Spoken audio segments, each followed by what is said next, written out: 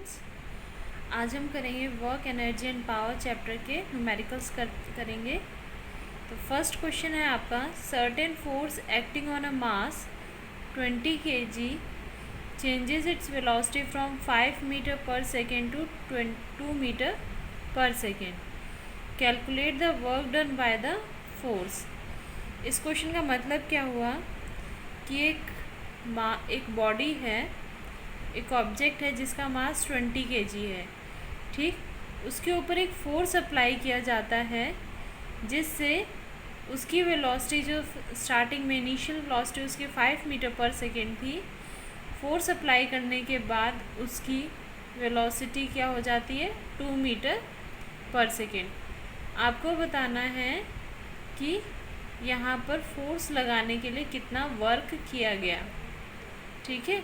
चलिए स्टार्ट करते हैं। तो सबसे पहले हम वो लिख लेंगे जो हमें गिवन है।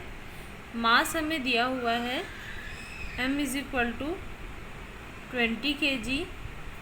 अब हमारे ऑब्जेक्ट की वेलोसिटी, इनिशियल वेलोसिटी ये है u = 5 मीटर पर सेकेंड और final velocity v = 2 metre per second. तो हमें फाइंड क्या करना है, work done by the force. क्या होगा, change in kinetic energy, change in kinetic energy. Change in kinetic energy means final kinetic energy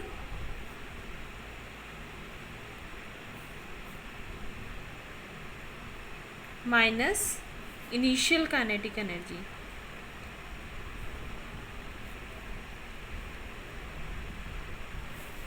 तो final kinetic energy का formula क्या होगा, हाफ mv² और इनिशियल हाफ mu²। यहाँ पर हम हाफ m कॉमन ले लेते हैं और अंदर बचेगा आपका v² माइनस u²। तो 1/2 m आपका कितना है, मास 20 और v आपका है बेटा 2 मीन्स 2 का स्क्वायर माइनस 5 का स्क्वायर। तो ये हो जाएगा 10। तो 10 × 4 - 25। तो ये आ जाएगा आपका आंसर 10 × -21 यानी -210 जूल। तो यहाँ वर्क डन कितना हो जाएगा, -210 जूल आपका यहाँ पर वर्क डन हो जाएगा। तो चलिए नेक्स्ट क्वेश्चन करते हैं। नेक्स्ट क्वेश्चन भी आपका काइनेटिक एनर्जी से ही रिलेटेड है। Let's see, N object of mass m is moving with a constant velocity v। एक कोई ऑब्जेक्ट है जिसका मास m है और वो एक कांस्टेंट वेलोसिटी से चल रहा है v। How much work should be done on the object in order to bring the object to rest. यानी कि आप कितना वर्क करें कि उस ऑब्जेक्ट को हमें रेस्ट पर आ जाए। यानी यहाँ पर आपकी जो फाइनल वेलोसिटी होगी वो क्या हो जाएगी, 0।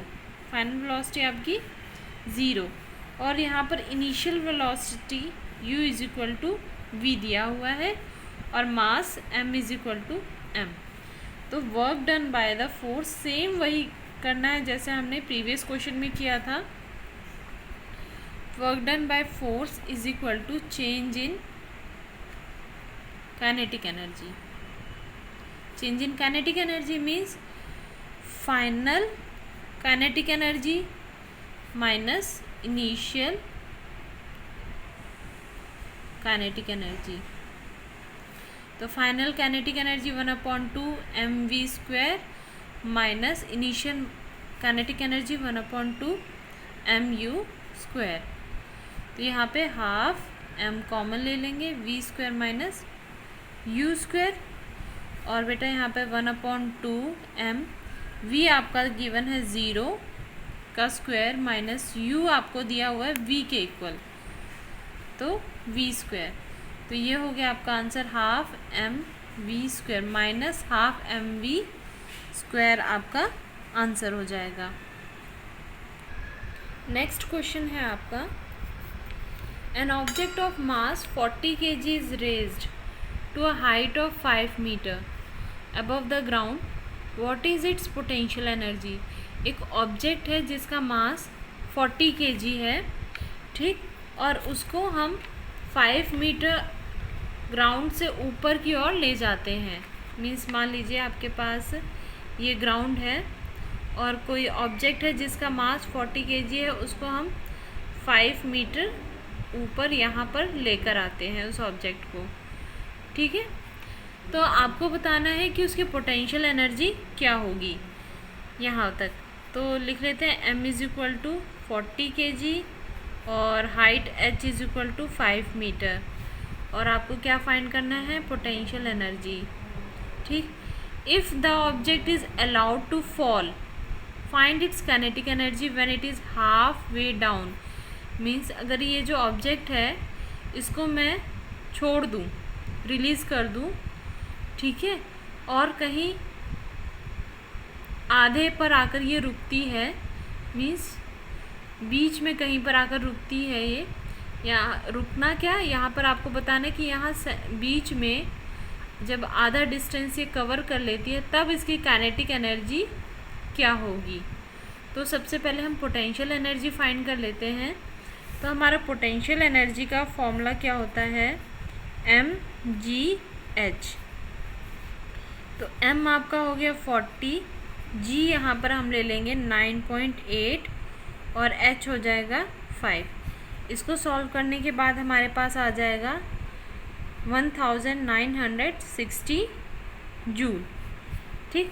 तो यहाँ से आपके पास पोटेंशियल एनर्जी आ जाएगा 1960 जूल। तो अब आपसे पूछा क्या गया है, काइनेटिक एनर्जी निकालने हैं, कब, जब वो हाफ वे हो, बीच में कहीं हो। Kinetic energy at halfway down. हमने बेटा पढ़ा था कि जब किसी बॉडी को हम ऊपर से नीचे फेंकेंगे, ठीक है, यहाँ पर पोटेंशियल एनर्जी हाई होगी और काइनेटिक एनर्जी ज़ीरो होगी। जैसे जैसे बॉडी या ऑब्जेक्ट नीचे की ओर आता जाएगा तो पोटेंशियल एनर्जी डिक्रीज़ होती जाएगी और काइनेटिक एनर्जी इंक्रीज़ होती जाएगी, ठीक है। लेकिन बीच में कहीं एक ऐसे पॉइंट पर एक ऐसा पॉइंट आएगा जब आधा डिस्टेंस कवर कर लेंगे ये, वहाँ पर आपकी पोटेंशियल एनर्जी और काइनेटिक एनर्जी क्या होगी, इक्वल होगी। तो यहीं पर हम वो कॉन्सेप्ट लगाते हैं, kinetic energy at halfway down is equal to potential energy at halfway down.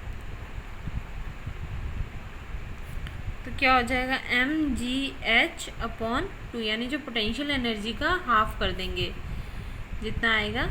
तो हमारे पास पोटेंशियल एनर्जी कितनी आई थी, 1960, इसको आप 2 से डिवाइड कर देंगे तो आपके पास आ जाएगा 980 जूल, ठीक है। तो ये हो गया आपका आंसर। क्वेश्चन नंबर 4 आपका, A certain household has consumed 250 units of energy during a month. How much energy is this in joule? एक हाउस है जहाँ पर 250 यूनिट जो एनर्जी है वो कंज्यूम होती है एक मंथ में, ठीक है। तो ये जो आपकी एनर्जी है बेटा, इसको आपने जूल में कन्वर्ट करना है, ठीक। तो हम करते हैं, energy consumed is equal to 250 units, और हमने पढ़ा था 1 unit is equal to 1 kilowatt hour. तो हम इसको 250 किलोवाट आर भी लिख सकते हैं। अब किलोवाट को आर में कन्वर्ट करने के किलोवाट को वाट में कन्वर्ट करने के लिए 1000 से हम मल्टीप्लाई कर देंगे, और यहाँ पर जो आर है इसको हम सेकंड्स में कन्वर्ट कर देंगे। तो 1 hour is equal to 3600 seconds, ठीक। तो यहाँ पर हम 25 और 36 को अगर हम मल्टीप्लाई करेंगे और इस पूरे को जब हम सॉल्व करेंगे तो हमारे पास आएगा 9 × 10⁸ वॉट सेकेंड। ठीक, और वॉट किसके इक्वल होगा? जूल पर सेकेंड, और ये बेटा सेकेंड ऑलरेडी है तो ये कैंसिल हो जाएगा, तो आपके पास क्या बचेगा? 9 × 10⁸ जूल। ठीक, तो यहाँ पर ये हमने इसको कन्वर्ट कर दिया है। नेक्स्ट क्वेश्चन आपका, an electric heater is rated 1500 watt, how much energy does it use in 10 hour. यहाँ पर बेटा आपको क्या दिया हुआ है? पावर दिया हुआ है। एक इलेक्ट्रिक हीटर है जिसकी पावर है 1500 वॉट। ठीक, और आपको बताना है कितनी एनर्जी यूज़ होगी अगर ये इलेक्ट्रिक हीटर 10 आवर्स के लिए चलाया जाता है।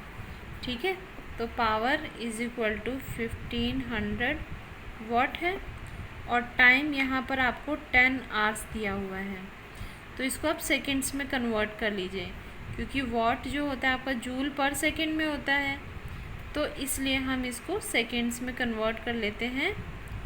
3600 सेकेंड या 36,000 सेकेंड्स हो गया। ठीक, तो पावर का फॉर्मूला क्या होगा? वर्क या एनर्जी अपॉन टाइम। तो यहाँ से आप एनर्जी फाइंड कर लेंगे, energy is equal to power into time, ये इधर चला जाएगा। तो यहाँ पर पावर आपका है 1500 वॉट है, तो जूल पर सेकेंड लिख सकते हैं वॉट को, इनटू टाइम आपका 3600 सेकेंड्स। इसको सॉल्व करने के बाद आपके पास आ जाएगा 5.4 × 10⁻⁷ जूल। ठीक, तो यहाँ पर आपका बहुत सिंपल क्वेश्चन था, तो इन्हीं क्वेश्चन से रिलेटेड मैं आपको कुछ होमवर्क दूंगी और यहाँ पर ये आपका टॉपिक फिनिश हो जाता है। Thank you.